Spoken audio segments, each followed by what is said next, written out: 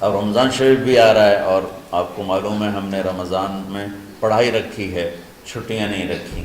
جب میں نے حسنین شروع کیا 1999 میں تو اللہ نے میرے دل میں یہ بات ڈالی کہ رمضان تو علم کا مہینہ ہے، انا انزلناہ فی لیلۃ القدر، اور چاروں آسمانی کتابیں رمضان میں اور سارے صحیفے رمضان میں۔ اپنے اللہ کو کیا پسند تھا اس مہینے کا؟ حضرت ابراہیم علیہ السلام پر چھوٹی کتابیں اتری یکم رمضان کو، حضرت موسیٰ علیہ السلام پر تورات اتری 2 رمضان کو، حضرت داؤد علیہ السلام پر زبور اتری 6 رمضان کو، حضرت عیسیٰ علیہ السلام پر انجیل اتری 12 یا 18 رمضان کو، اور اللہ کے نبی پر قرآن اترا فی لیلۃ القدر، لیلۃ القدر میں اترا۔ تو سارا آسمانی علم رمضان میں اترا۔ سارے مہینوں کے نام عربوں نے رکھے، محرم، صفر، ربیع الاول، ربیع الثانی، جمادی الاولی، جمادی الثانی، رجب، شعبان، رمضان، شوال، ذوالقعدہ، ذوالحج۔ اس میں جو رمضان ہے یہ نام اللہ نے رکھا، باقی مہینوں کے نام تو رکھے عربوں نے۔ پھر ان کی زبان پہ اللہ لایا رمضان، چونکہ ابھی تو دنیا بھی نہیں بنی تھی اور اللہ نے قرآن کی تلاوت فرمائی تھی، تو اس قرآن میں تھا شہر رمضان الذی انزل فیہ القرآن۔ تو رمضان کا نام اللہ نے پہلے سے چن رکھا تھا، پھر ان سے رکھوا دیا۔ رمضان کہتے ہیں رمض یرمز، جل جانا، جل جانا۔ رمضان کو رمضان کیوں کہتے ہیں؟ اس میں گناہ جل جاتے ہیں۔ مسلمان پہلا روزہ رکھتا ہے اور اس کے گناہ اللہ جلانا شروع کرتا ہے، اس کی بھوک پیاس کی آگ میں گناہوں کو ڈالتا ہے، جلاتا ہے۔ آخر 29 رمضان یا 30 رمضان آخری رات اللہ تعالیٰ اس کی پچھلے سال کے سارے گناہ معاف فرما دیتا ہے۔ تو اس کو اس سے تشبیہ دی گئی کہ جیسے جلنے سے چیز ختم ہو جاتی ہے، رمضان کے روزے کی بھوک اور پیاس کی تپش سے اللہ تعالیٰ پچھلے سال کے سارے گناہوں کو معاف فرما دیتا۔ تو مجھے خیال آیا اس وقت جب ابھی بالکل کزرع اخرج شطأہ تھا، ہمارے مدرسے کی مثال کزرع اخرج شطأہ، دعا کرو اللہ تعالیٰ فاستغلظ فاستوی علی سوقہ سے بنا دے۔ امید تو ہے کہ کچھ شکل اللہ نے بنا دی، اللہ اسے پوری دنیا میں پھیلا دے۔ میری تو تمنا ہے کہ ایک ایسی مثبت سوچ کے علماء کے اللہ میرے ذریعے سے تیار کروا دے جو امت کو جوڑنے والے ہوں، توڑنے والے ہوں۔ کتنا ظلم و ستم ہے کہ پیسے بھی لیتے ہیں اور امت کو توڑ کے چلے جاتے ہیں۔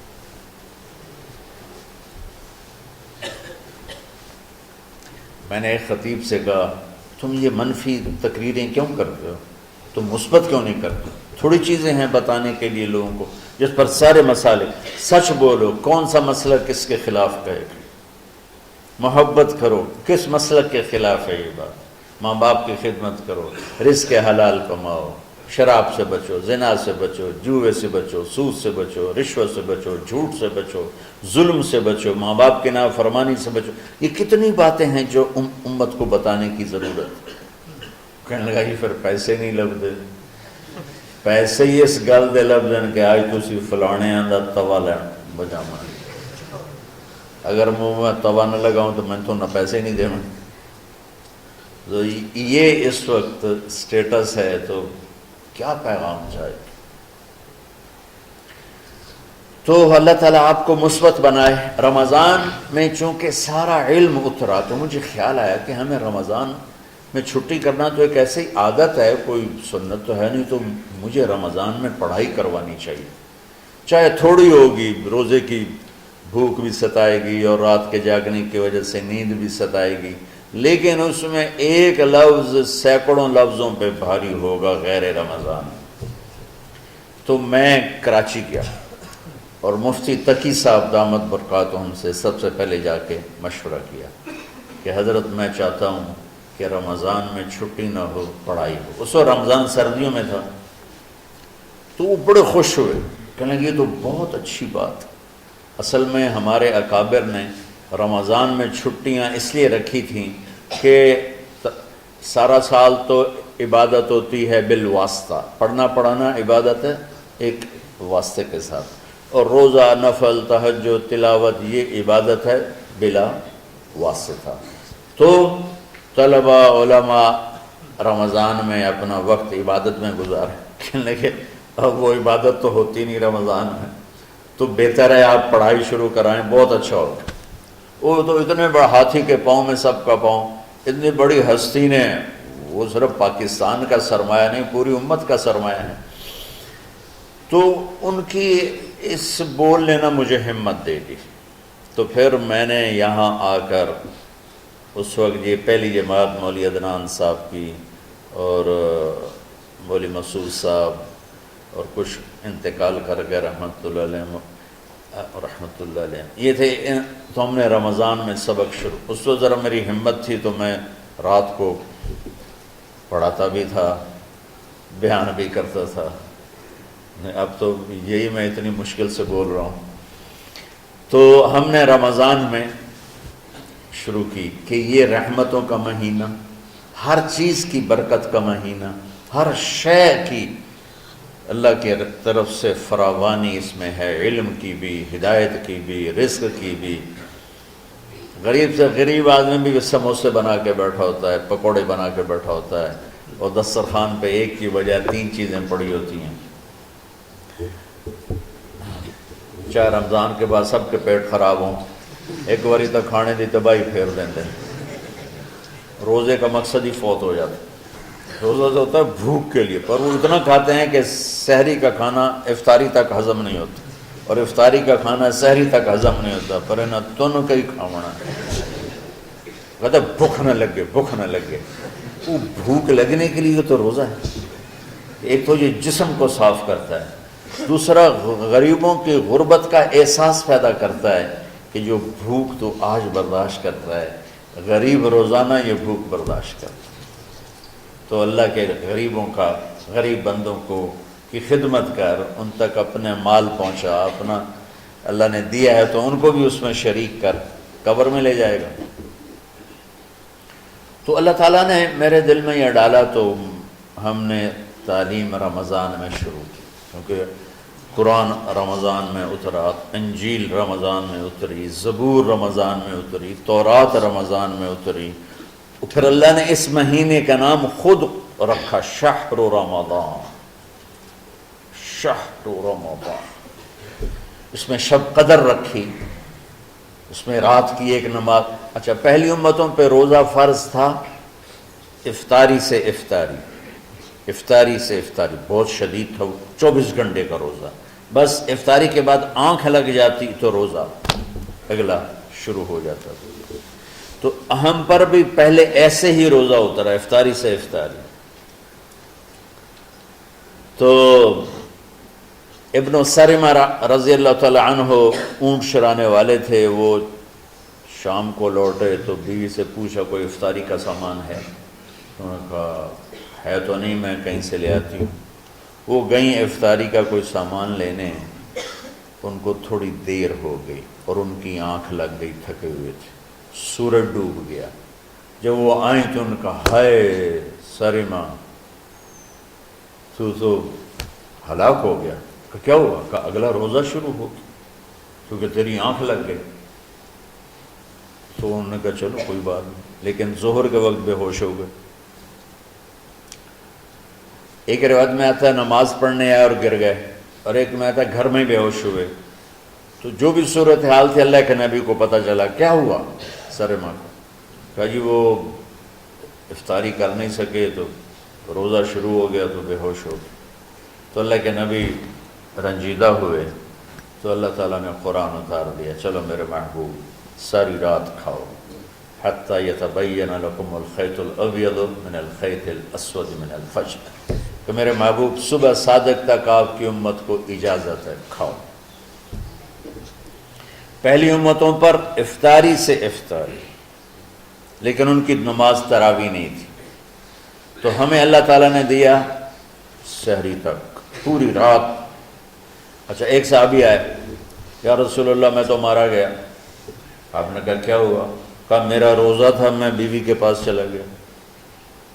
آپ نے کہا تو پھر تو غلام آزاد کر، کفارہ دے۔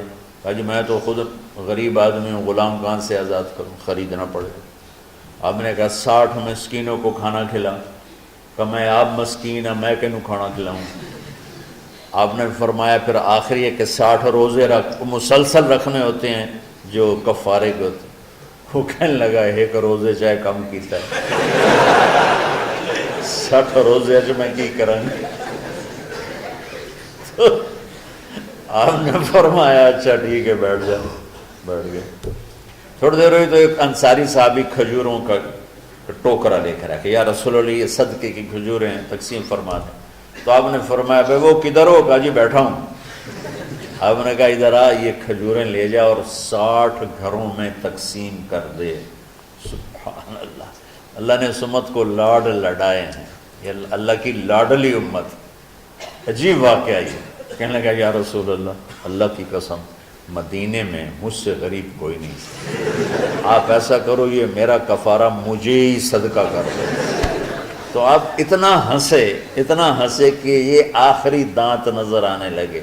بہت کم ایسا ہوتا تھا فَضَحِكَ حَتَّى بَدَتْ نَوَاجِذُهُ، ایسا ہنسنا آپ کبھی کبھی ہنستے تھے کہ آخری دانت پورا منہ کھل جائے، تو آپ اتنا ہنسے کہ آخری دانت تک نظر آنے لگے۔ تو آپ نے کہا اچھا جا لہ جا تیرے واسطے، لیکن یہ صرف تیرے لیے اور کسی کے لیے نہیں ہے۔ تو جب ایسی خیانت ہوئی تو اللہ تعالیٰ نے دوسرا حکم بھی اتار دیا، باشروہن، کہ تمہارے لیے بیوی بھی حلال ہے، کھانا بھی حلال ہے جب تک صبح صادق نہیں ہو جاتی۔ لیکن اللہ نے ہمیں ایک نماز عطا فرما دی جس کو ہم آج صلاۃ التراویح کہتے ہیں۔ میرے نبی کے زمانے میں اسے قیام اللیل کہا جاتا تھا۔ تراویح کا نام کب پڑا اس کا تو مجھے پتہ نہیں، کہیں نہ کہیں لکھا ہوگا، لیکن صحابہ کے دور میں اس نماز کا نام تھا قیام اللیل۔ اس لیے حضرت عائشہ رضی اللہ تعالیٰ عنہ کی روایت ہے جس سے 8 رکعت والے حضرات استدلال کرتے ہیں کہ رمضان اور غیر رمضان میں، اس کو امام بخاری نے قیام اللیل کا ہی عنوان دیا ہے، آپ نے 11 رکعت سے زیادہ نماز نہیں پڑھی۔ ایک ضعیف روایت میں ہے کہ آپ نے 3 دن پڑھائی نماز، یہ تو صحیح روایت ہے۔ کتنی رکعت پڑھائی؟ تو ایک ضعیف روایت میں ہے کہ 20 رکعت پڑھائی۔ اچھا، ضعیف روایت سے عبادت ثابت نہیں ہو سکتی حکم شرعی۔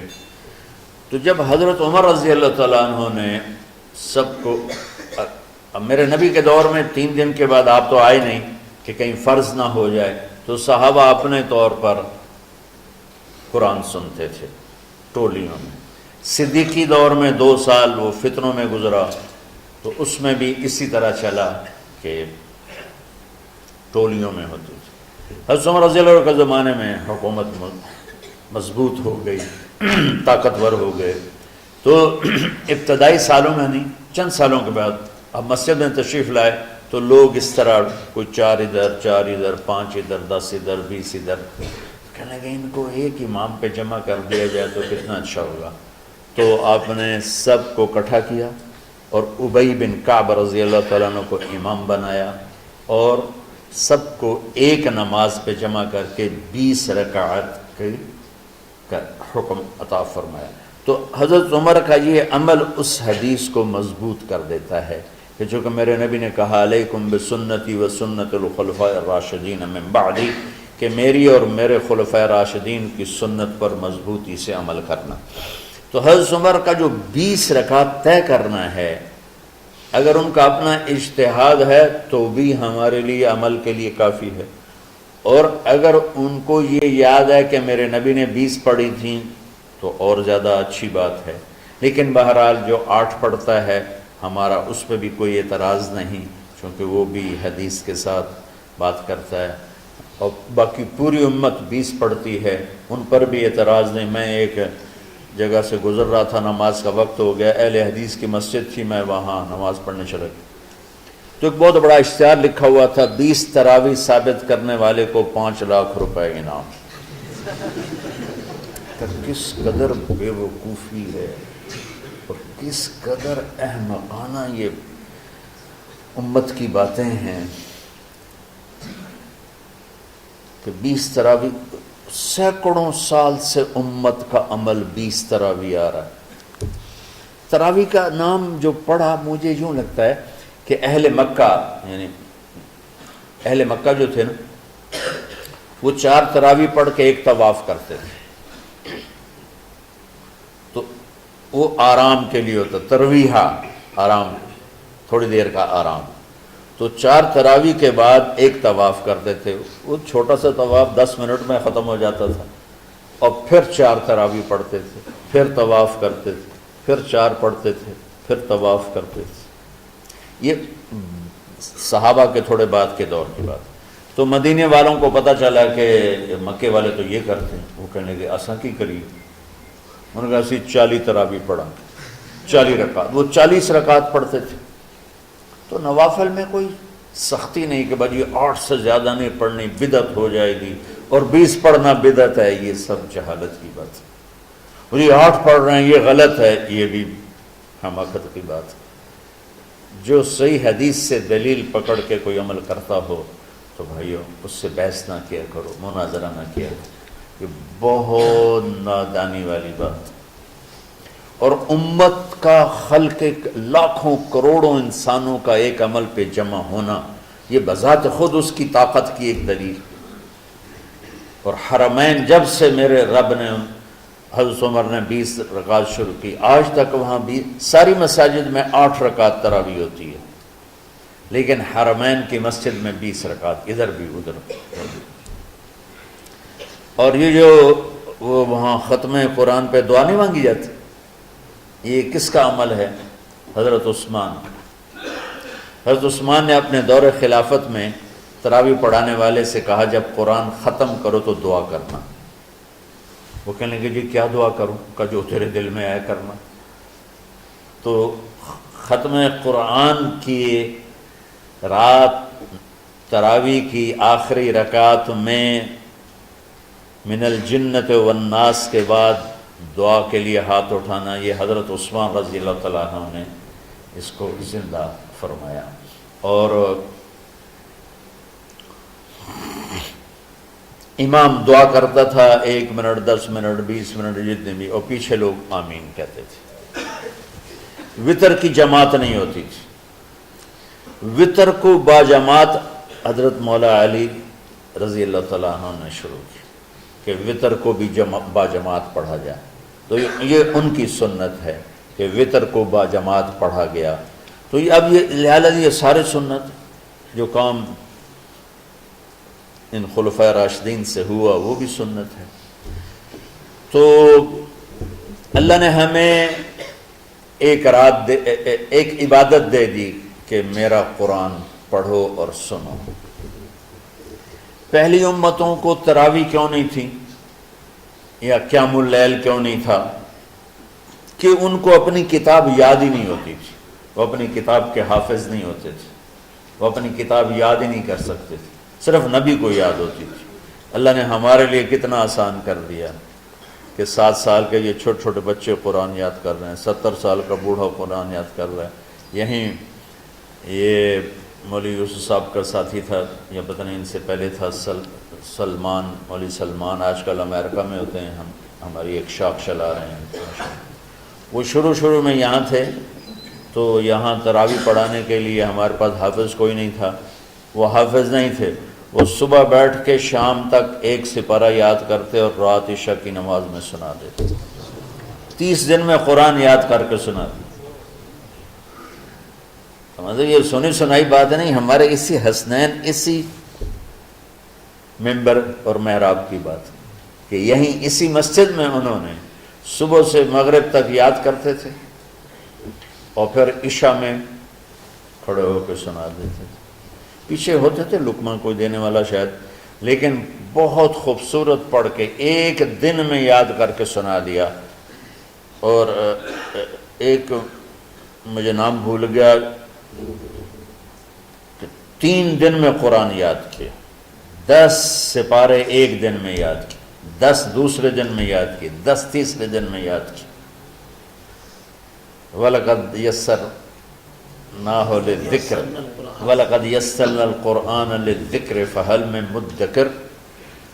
تو اللہ تعالیٰ نے اس کو نصیحت کے لیے بھی آسان کیا ہے اور یاد کرنے کے لیے بھی آسان کیا ہے۔ کوئی کتاب پہلے یاد نہیں ہوتی تھی کسی کو، ماشاءاللہ تم میں کتنے حفاظ بیٹھے ہیں اللہ کے فضل سے۔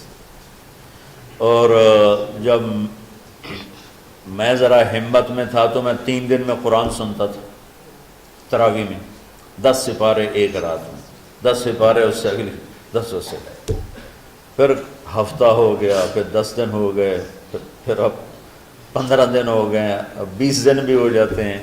شروع میں 3 دن میں، اور یہی ہمارے مدرسے کے بچے جو مجھے سناتے تھے اور ماشاءاللہ کہیں نہیں اٹکتے تھے۔ ایک تو اسلام آباد میں ہوتا ہے اور ایک اب جنید ہے وہ امریکہ میں ہوتا ہے۔ تو اللہ تعالیٰ نے اس طرح، اور ادھر اور کراچی میں اشعار لگے ہوتے ہیں، 10 دن میں قرآن ختم، 1 ہفتے میں قرآن ختم، یہ وہاں اشتہار لگے ہوتے ہیں، بھئی آپ ہمارے پاس آ کے تراویح پڑھیں، ہم ہفتے میں قرآن ختم کر دیں، ٹھیک ہے۔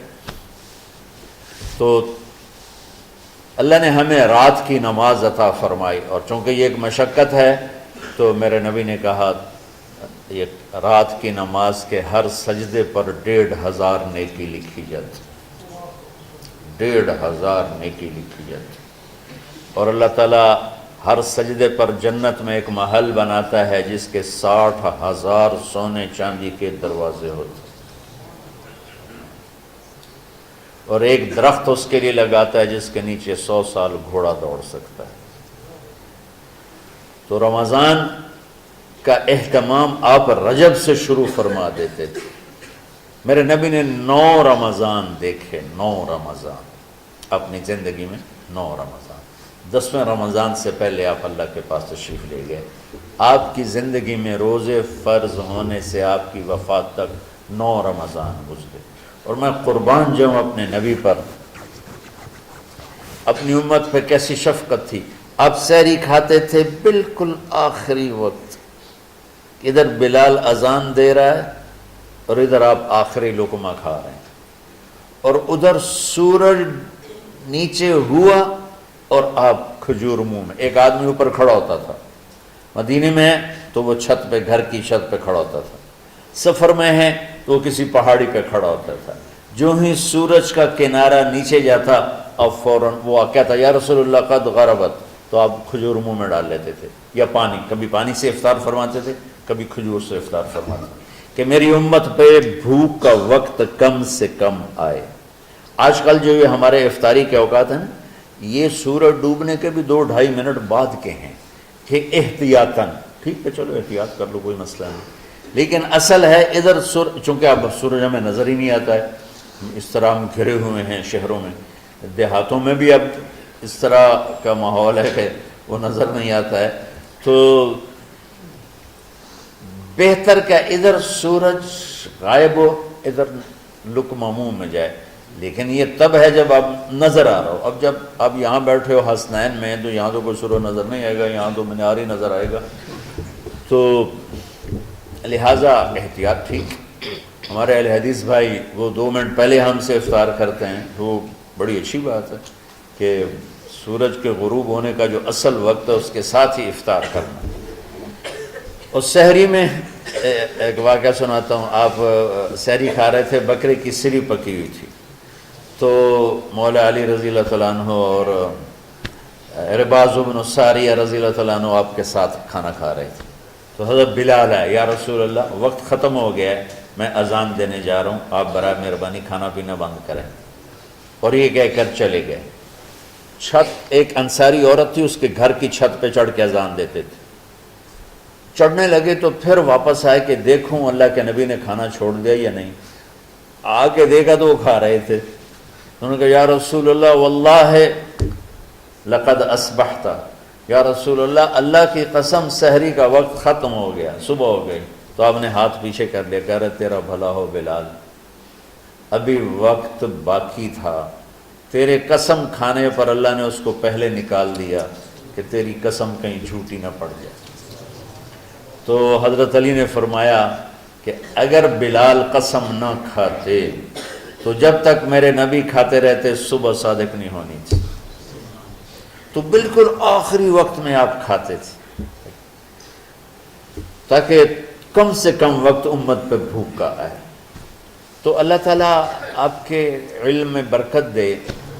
رمضان علم کا مہینہ ہے، سونے کا نہیں ہے، کھانے کا نہیں ہے، سموسے پکوڑے کا نہیں ہے، رمضان علم کا مہینہ۔ تو پھر بیچ میں گرمیاں آ گئیں تو بچے، آج کل کی جوانیاں ڈالڈا گھی کی ہیں، تو وہ ان کی ہمتیں ہی پست ہو گئیں، راتیں چھوٹی ہو گئیں، گرمی زیادہ ہو گئی، اور ادھر بجلی کی لوڈ شیڈنگ، تو طلبہ کی ہمتیں جواب دے گئیں۔ تو پھر ہم نے مجبور ہو کر رمضان میں چھٹیاں کر دیں۔ چلو ٹھیک ہے بھائی، باقی چھٹی کر۔ تو اب جب دوبارہ تھوڑا سا موسم ٹھنڈک کی طرف گیا اور رات کچھ تھوڑی لمبی ہونے لگی تو ہیں اس کے بارے میں سمجھیں، سابقہ بتا رہے ہیں، ابھی تو ٹھنڈ نہیں ہوئی۔ نہیں، مئی میں روزے آ رہے ہیں نا، گرمی تو ہے لیکن وہ جون والے روزے تو نہیں ہیں نا، جون کے روزے۔ آپ لوگ جوانوں، میں میرے جیسا کوئی آدمی کرے عذر بہانا تو ٹھیک ہے۔ ایک دفعہ نا ہمارے 3 سال مسلسل فصلیں برباد ہو گئی اور ہم بہت سارے مقروض ہو گئے، اور تقریباً 99% ذمہ داروں کے پاس پیسہ جمع نہیں ہوتا، تازہ ہی لگتا ہے، آتا جاتا ہے۔ جو بالکل بخیل ہوتے ہیں اور مہاشوم ہوتے ہیں وہ کوئی پیسے بچا لیں تو الگ بات ہے۔ تو خطرہ یہ ہوا کہ اب اگر فصل اچھی نہ ہوئی تو زمین بیچنی پڑے گی قرضہ اتارنے کے لیے۔ تو میں نا رائمنڈ سے بیمار ہو کے 4 مہینے کی چھٹی پر گھر آیا ہوا تھا۔ پہلی دفعہ مجھے 4 مہینے کی چھٹی ملی، یہ 86 کی بات۔ تو اوپر سے کپاس کی فصل کا موسم آ گیا، تو میں نے اپنے والد صاحب سے اجازت مانگی کہ اگر آپ اجازت دیں تو اس دفعہ میں کاشت کروا لوں۔ کہنے کہ کروا لوں۔ تو ادھر کپاس کی کاشت شروع ہوئی، ادھر روزے شروع ہو گئے۔ اب 15 ایکڑ کے پلاٹ تھے، تو ٹریکٹر چلتا تھا اور بیج پیچھے ڈرل ہوتی تھی، اس میں بیج ہوتا تھا، آگے پائپ ہوتا تھا، اس میں سے وہ گرتا تھا اور دانہ دانہ ہو کے وہ زمین میں اتر جاتا تھا۔ لیکن کبھی ایسا ہوتا تھا کہ چونکہ اس پر ریشے ہوتے ہیں بیج پر، تو وہ پورا ایک گچھا بیج کا پائپ میں آ جاتا تھا، تو وہ پائپ بند ہو جاتا تھا جب تک اس کو ہلا کے نیچے نہیں گرایا جاتا تھا۔ تو لہذا وہ پوری لائن بیج گرتا ہی نہیں تھا۔ تو اس کے لیے 2 آدمی ٹریکٹر کے ساتھ پیچھے دوڑتے تھے سوٹی لے کر، کہ جہاں وہ گچھا کٹھا ہوا انہوں نے ایسے زور سے سوٹی ماری، وہ گچھا کھل گیا۔ میرے ملازم روزے کے بغیر ہوتے تھے، میں روزہ رکھ کے 15 ایکڑ دوڑتا تھا جون میں، مئی میں، اور میں نوکروں پہ اعتبار نہیں کرتا تھا کیونکہ معاملہ تو بہت حساس ہو چکا تھا کہ یا ادھر یا ادھر ایسا سیزن آ رہا ہے۔ تو نوکر دوڑ رہے ہوتے تھے، لیکن میں اس خطرے سے کہ پتہ نہیں غفلت نہ کریں، میں چادر لے کر گیلی کر کے یوں سر پہ لپیٹ لیتا تھا اور گردن پہ لپیٹ کر 15 ایکڑ کے پلاٹ میں پیچھے نوکروں کے ساتھ دوڑ لگاتا تھا، اور سوٹی میرے بھی ہاتھ میں ہوتی تھی، میں اپنے لیے 3-4 لائنیں میں اپنے لیے طے کر لیتا تھا، اور ادھر ان کی وہ لائنوں کو بھی دیکھتا رہتا تھا کہ کہیں کوئی غفلت تو نہیں کر رہے۔ اور وہ کہتے میاں صاحب تسی کیویں ٹرے جاندے ہو؟ اچھا وہ ہر چکر کے بعد لسی پیتے ٹالی کے نیچے بیٹھ کے، اور میں 15 ایکڑ بھاگ کے روزے کے ساتھ ہوتا تھا۔ تو یہ آپ کی جوانی ہے؟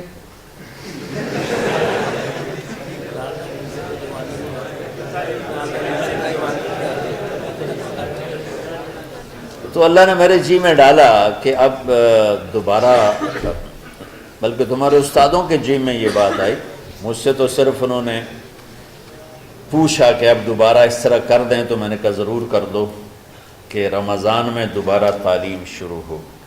شب قدر اس میں ہے، اللہ کا عرش پہلے آسمانوں پر ہے، سارا دن ساری رات اللہ کے اعلان ہو رہے ہیں، کوئی بخشش چاہنے والا، کوئی معافی چاہنے والا، کوئی رزق چاہنے والا، کوئی ہدایت چاہنے والا، کوئی شفا چاہنے والا، اور فرشتوں کے اعلان ہو رہے ہیں، بھلائی کرنے والے آگے بڑھ، برائی کرنے والے بس کر دے۔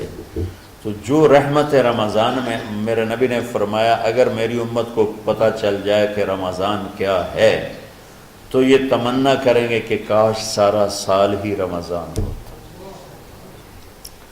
تو بچوں، آپ خوش قسمت ہیں کہ آپ کا جو رمضان ہے وہ علم کی طلب میں ہے۔ اس میں اگر آپ سوئے بھی ہوگے نا تو آپ کو وہ اجر ملے گا جو نفلیں پڑھنے والے کو بھی نہیں ملے گا۔ میں صحیح کہہ رہا ہوں۔ ایک شخص آیا کہ یا رسول اللہ، اب دیکھو آپ اللہ کے راستے میں ہو، آپ اللہ کے راستے میں ہو۔ ایک شخص آیا، یا رسول اللہ کیا میں کچھ مال خرچ کر کے اللہ کے راستے میں جانے والے کا اجر لے سکتا ہوں؟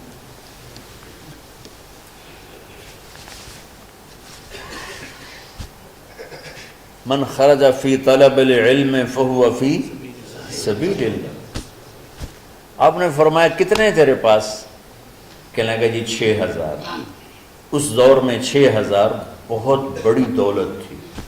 تو آپ نے اسے فرمایا کہ تو 6000 تو کچھ کہہ رہا ہے اور میں یہ کہہ رہا ہوں تو سارے بھی خرچ کر دے تو جو اللہ کے راستے میں سویا ہوا ہے اس کی نیند کے اجر کو بھی نہیں پا سکتے۔ تو آپ سب اللہ کے راستے میں، آپ طلب علم میں، میرے رب کی قسم آپ سوئے بھی ہوگے تو آپ کو وہ اجر مل رہا ہوگا جو مجھے گھر میں نفل پڑھنے پر بھی نہیں مل رہا ہوگا۔ تو تھوڑی مشقت تو بڑھ جاتی ہے، سبق رات کو ہوتے ہیں اور پھر سحری کر کے اور فجر کی نماز کے بعد آرام ہوتا ہے، تھوڑی روٹین تبدیل ہوتی ہے، لیکن یہ دنیا مشقت کی اٹھانے کی جگہ ہے۔ بس رمضان کی سب سے بڑی تیاری کیا ہے کہ اپنے دلوں کو صاف کر لو پہلے سے۔ شعبان کی سب سے بڑی تیاری کیا ہے کہ اپنے دلوں کو صاف کر لو، کہ جس دل میں نفرت ہو، بغض ہو، کسی کے لیے غصہ ہو، کسی کے لیے کیا کیا جذبے ہوں، دل صاف کرنا۔ ہمارے گھروں میں روزانہ جھاڑو ہوتا ہے، یہاں مدرسے میں روزانہ صفائی ہوتی کہ نہیں ہوتی؟ کیونکہ دنیا کی اصل گندگی ہے تو جھاڑو ہاتھ سے نہیں چھوٹ سکتا۔ حرم شریف میں دیکھا کیسے چاروں طرف خدام پھر رہے ہوتے ہیں برش لے کر۔ کہ تمہارے مولوی شاہد صاحب بھی ایک دفعہ وہاں خدام حجاج میں گئے تھے، میں نے ان کے ہاتھ میں برش دیکھا وہی۔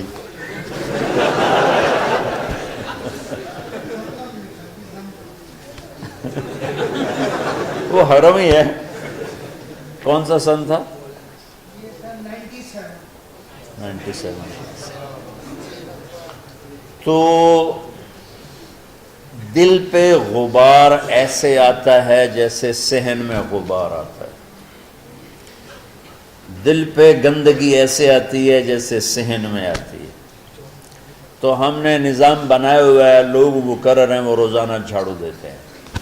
تمہارا دل ایک آنگن ہے، ایک صحن ہے، اس میں بغض، نفرت، حسد، پتہ نہیں کیا کیا گندگیاں آئیں گی اور آتی رہیں گی۔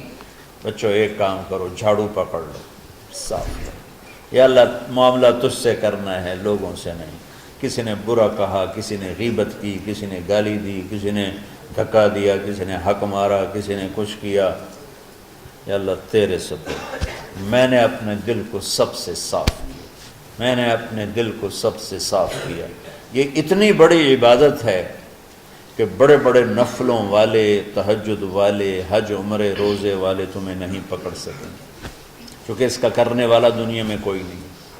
نفل پڑھنے والے تو بے شمار ہیں، عمرے کرنے والے بے شمار ہیں، علماء بے شمار ہیں، حاجی بے شمار ہیں، سخاوت کرنے والے بے شمار ہیں، لیکن اس ٹکڑے کو صاف کرنے والا لاکھوں میں ایک بھی نہیں۔ مشکل کام، آپ یہ سیکھ لیں، صاف کرو، صاف کرو، صاف کرو۔ یہ رمضان کی سب سے بڑی تیاری اور علم کو حاصل کرنے کی سب سے بڑی چابی ہے کہ اپنے دل کو کھلا کر لو۔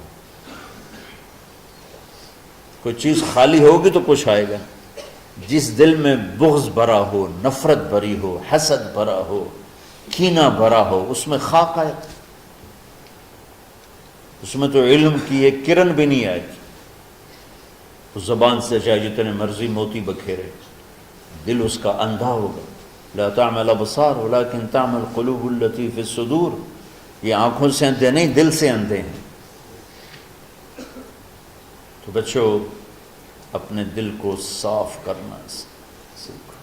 وہ کتنی مشہور حدیث ہے، آپ نے کہا اس دروازے سے ایک جنتی آ رہا، تو ایک انصاری صحابی داخل ہوئے، جوتا ہاتھ میں، داڑھی میں وضو کا پانی۔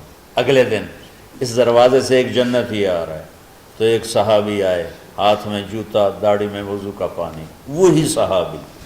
اگلے دن اس دروازے سے ایک جنتی آ رہا ہے، تو وہی صحابی 3 دن جنت کی بشارت لیے۔ اس صحابہ کی جماعت میں ایک شخص ہیں جن کا نام ہے عبداللہ بن عمر بن عاص۔ ان سے بڑا عبادت گزار صحابہ میں کوئی نہیں تھا، نہ سابقین میں نہ متاخرین میں، نہ پہلوں میں نہ بعد والوں میں۔ ان کی عبادت کیا تھی؟ ساری رات جاگنا، سارے دن کا روزہ، اور ایک ختم قرآن صبح سے شام۔ اتنی اللہ نے طاقت دی تھی۔ پھر وہ غلوب والی بات آ گئی، ایکسٹریم ہونے والی بات آ گئی۔ ان کی شادی والی رات حجلہ عروسی میں داخل ہو رہے ہیں، دلہن کے کمرے میں داخل ہو رہے ہیں، اور مصلی بچھا کے اللہ اکبر، اور دیر نفل تے نفل، دیر نفل تے نفل۔ تو ان کی بیگم نے دیکھا تو وہ بھی خیر کا زمانہ تھا، انہوں نے بھی وضو کیا اور پیچھے مصلی بچھا کے وہ بھی فجر تک نفل پڑھتے رہے۔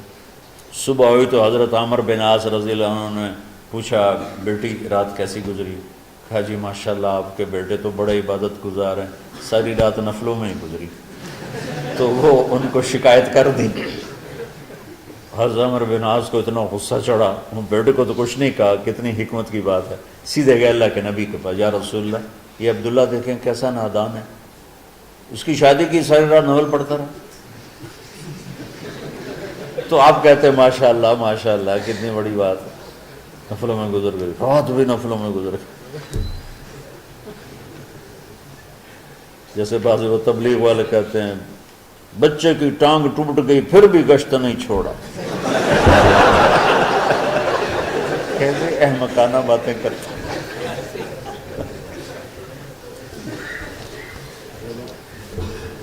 تو آپ نے حضرت عبداللہ بن عمر کو بلا کے ڈانٹا کہ تو نے مہینے میں 3 دن روزے رکھنے ہیں، بس نہیں رکھنے،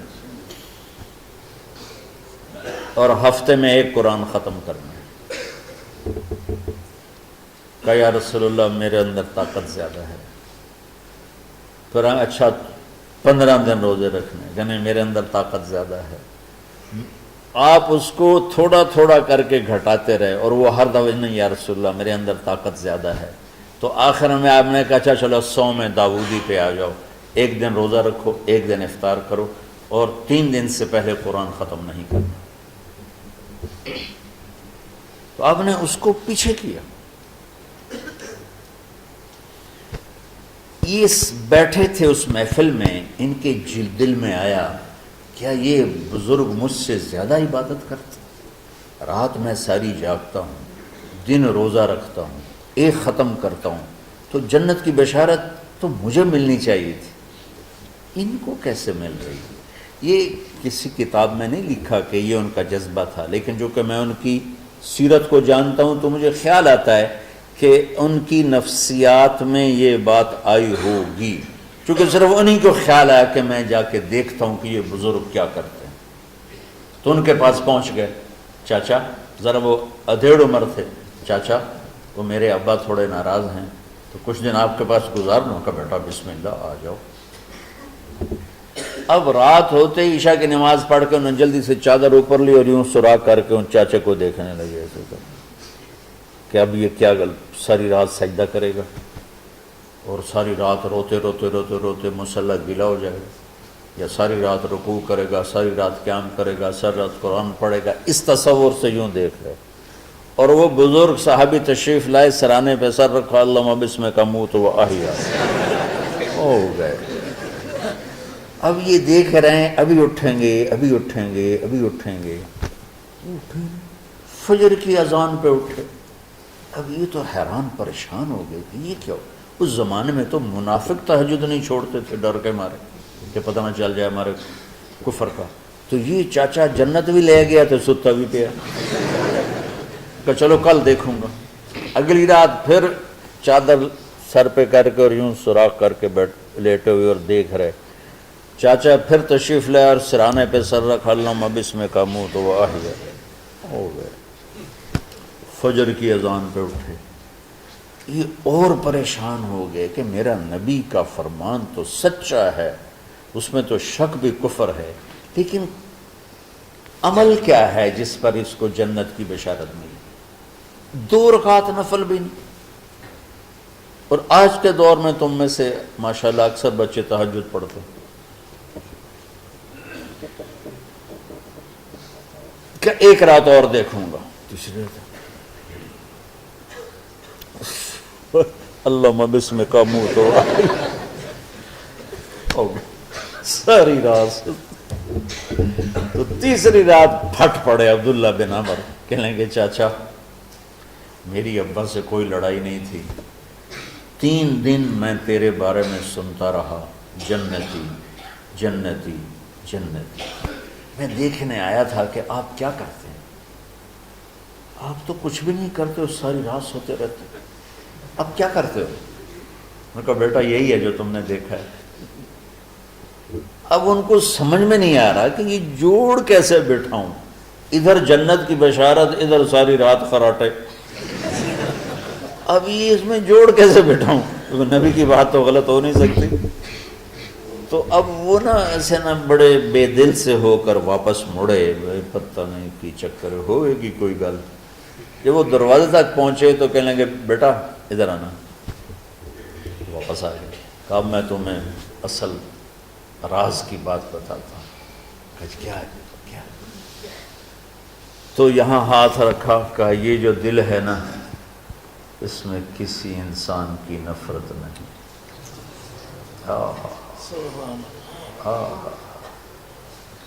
اور جب اللہ کسی کو رزق دیتا ہے، عزت دیتا ہے، مجھے کبھی حسد نہیں ہوا، مجھے خوشی ہوتی۔ تو عبداللہ بن عمر نے کہنا تھا ہاں یہ بات ہے، نہیں، ان کو ہاذا ہوا، اچھل کے کہنے لگے ہاذا ہوا، ہاں ہاں ہاں ہاں یہی ہے یہی ہے یہی ہے۔ پھر کہنے کہ چاچا پر یہ میرے بس کا نہیں ہے، کون کرے گا یہ؟ اتنے بڑے آدمی ہو کر کہہ رہے ہیں کہ یہ میرے بس کا نہیں۔ تو بچوں، دنیا میں جنتی بننا ہے اور علم اللہ سے لینا ہے تو اسے صاف کر دو، سب کی نفرت سے۔ اس نے مجھے یہ کیوں کہا، اس نے مجھے یوں کیوں دیکھا، اس نے میرے بارے میں یوں کیوں کہا، اس نے میرے بارے میں یہ کیوں لکھا۔ جس کی تعریف ہوتی میری کتنی برائی ہوتی، صرف تعریف تو نہیں، بھرا پڑا سوشل میڈیا مجھے گالیاں دیں۔ اللہ کے فضل سے میرے دل میں ایک ذرے کے برابر کبھی کوئی منفی جذبہ نہیں آیا، آئے تو میں دھو کے صاف کر دیتا ہوں کہ اللہ میں نے اپنے دل کو صاف کیا، میرا معاملہ تیرے ساتھ ہے، کسی کے ساتھ نہیں۔ یہ یاد رمضان کی سب سے بڑی تیاری علم کے حاصل کرنے کا سب سے بڑا ہتھیار آپ کو بس یہ نہیں کہ تمہیں کتابیں یاد ہو جائیں، تمہیں اشعار یاد ہو جائیں، میں کتابوں کا حافظ تھا جب میں پڑھتا تھا، اور دیوانوں کا حافظ تھا اشعار کا، تم کچھ بھی نہیں یاد رہا، چونکہ وہ پڑھائی والے راستے پر چلا نا، اللہ نے تبلیغ میں چلایا، پھر بیماریاں آ گئیں، مصروفیتیں آ گئیں، تو وہ مطالعہ ہی ختم ہو کے رہ گیا۔ وہ پچھلی پینشن پر ہی گزارا ہو رہا ہے۔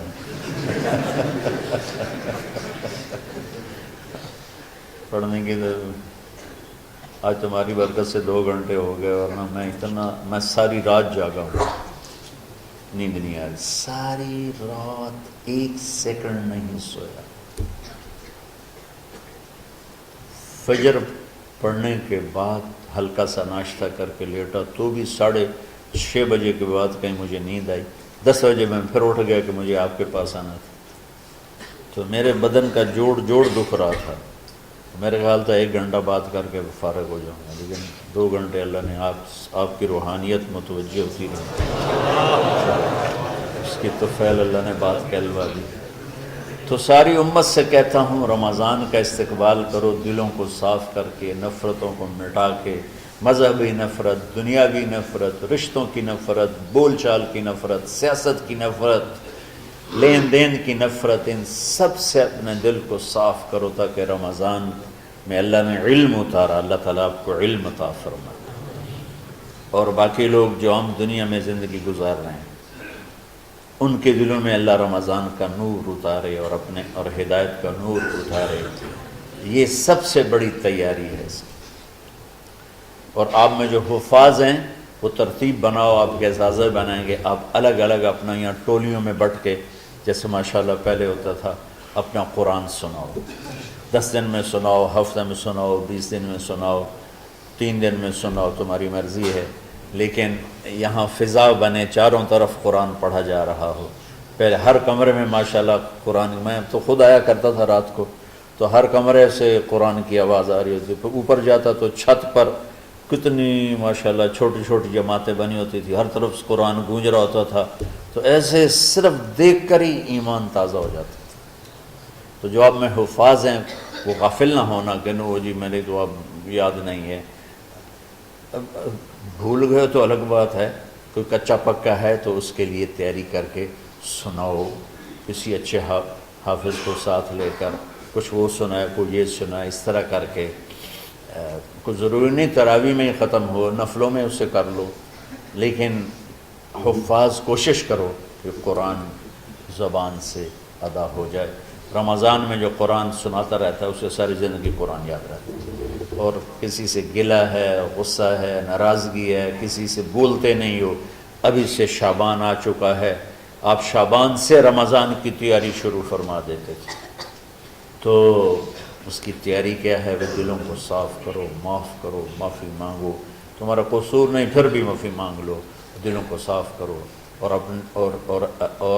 اللہ سے سخاوت مانگو کہ اللہ کو سخی بھی پسند ہے اور صاف دل والا بھی پسند ہے۔ تو انشاءاللہ اگر اس طرح آپ کی تعلیمی سرگرمیاں بھی رہیں تو رمضان کا روزہ بھی ہوا اور دل صاف بھی ہوا، تو انشاءاللہ اللہ آپ کے دل کو ایمان اور علم کے نور سے بھر دے گا۔ سارے بچے اس کی نیت کرتے ہیں۔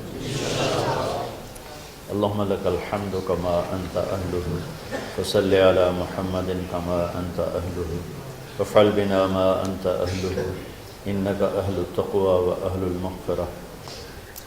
ربنا آتنا فی الدنیا حسنہ وفی الآخرۃ حسنہ وقنا عذاب النار۔ ربنا اصرف عنا عذاب جہنم ان عذابها كان غراما۔ ربنا ما خلقت هذا باطلا سبحانك فقنا عذاب النار، فقنا عذاب النار۔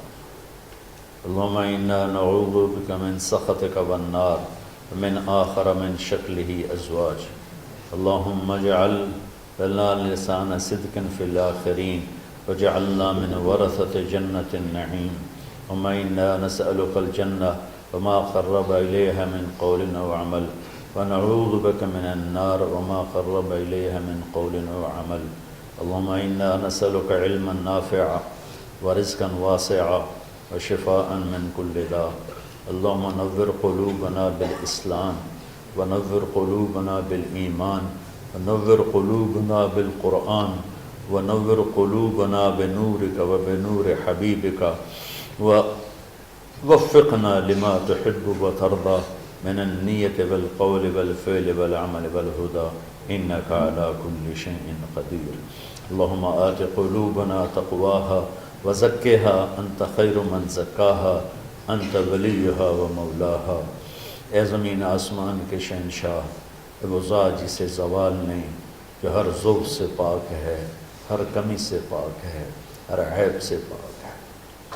ہم تیرے ضعیف بندے، کمزور بندے، عیب دار بندے، گناہوں میں ڈوبے ہوئے بندے اور مختلف عوارض کا شکار تیرے بندے تیری بارگاہ میں جھولی پھیلاتے ہیں، ہاتھ پھیلاتے ہیں. تو واحد شہنشاہ ہے جس سے مانگو تو خوش ہوتا ہے، نہ مانگو تو ناراض ہوتا ہے. دنیا کے جتنے بادشاہ آئے یا ہیں یا آئیں گے، ان سے مانگا جائے تو وہ ناراض ہوتے ہیں، نہ مانگا جائے تو وہ خوش ہوتے ہیں. تو عجب شہنشاہ ہے میرے مولا، میں تیرے قربان جاؤں میرے مولا. مرا رواں رواں تجھ پر، تیرے حبیب پر قربان میرے مولا، کہ تو وہ بادشاہ ہے کہ تجھ سے نہ مانگا جائے تو تو ناراض ہو جاتا ہے، تجھ سے مانگا جائے تو خوش ہوتا ہے. ہمارا چہرہ تو نہیں ہے کچھ مانگنے کا، ہمارے ہاتھ تو نہیں ہے پھیلانے کے، ہماری جھولی تو نہیں ہے پھیلانے کے قابل، کہ ہمارا وجود بھی گناہوں سے گندا ہے. ہماری آنکھیں، ہمارے کان، ہمارا دماغ، ہمارے دل، ہمارے ہاتھ، ہمارے جسم کا ایک ایک بال میرے رب غفلت میں، گناہوں میں جکڑا ہوا ہے. ہماری جھولی میں چھید ہیں، ہماری جھولی داغدار ہے. لیکن میرے مولا جائیں کہاں؟ تیرے سوا کوئی جگہ ہے تو پھر بتا دے، تیرے سوا کوئی اور ہے تو بتا دے. زمین و آسمان میں تو ہی ہے. وَهُوَ الَّذِي فِي السَّمَاءِ إِلَٰهٌ وَفِي الْأَرْضِ إِلَٰهٌ. زمینوں میں تیرا راج، آسمانوں پہ تیرا راج. لِلَّهِ الْمَشْرِقُ وَالْمَغْرِبُ فَأَيْنَمَا تُوَلُّوا فَثَمَّ وَجْهُ اللَّهِ. میرے رب ہر طرف تیری قدرت کے جلوے، ہر طرف تیری طاقت کے آثار، ہر طرف تیری میرے مولا نشانیاں. سنریہم آیاتنا فی الآفاق وفی انفسہم حتی یتبین لہم انہ الحق. میرے مولا ذرہ ذرہ تیری ذات پر دلالت کرتا ہے. ایک حقیر سی چونٹی بھی بتاتی ہے کہ تو ہے. صرف ہمالیہ پہاڑ نہیں بتاتا کہ تو ہے، صرف زمین آسمان سور و چاند ستارے نہیں بتاتے کہ تو ہے. تیری عزت کی قسم یہ چھوٹا سا مچھر بھی بتاتا ہے کہ اس کا بنانے والا کوئی بہت بڑا طاقتور ہے. اور ایک چونٹی چلتے ہوئے بتاتی ہے کہ اس کا بنانے والا کوئی بہت بڑا طاقتور ہے. میرے آقا، یہ سب بچے تیرے علم کی طلب میں آئے ہیں، اور یا اللہ یہ سب تیرے راستے میں ہیں. یا اللہ انی اتوسل بہم الیک، انی اتوسل بہم الیک، انی اتوسل بہم الیک. یا اللہ ان بچوں کی قربانی، ان کی طلب علم، ان کی راتوں کا اٹھنا، اس کے طفیل یا اللہ تو ہمارے سینوں کو علم کے لیے کھول دے. مجھے بھی اپنے خزانوں سے علم عطا فرما. ان بچوں کو، ان کے استادوں کو علم عطا فرما، اور علم نافع عطا فرما. علم شر سے حفاظت فرما. انہیں پوری امت کے لیے ہدایت کا ذریعہ بنا، پوری انسانیت کے لیے ہدایت کا ذریعہ بنا میرے مولا. اور پوری امت کی حفاظت فرما، اور ہمارے دیس کی حفاظت فرما.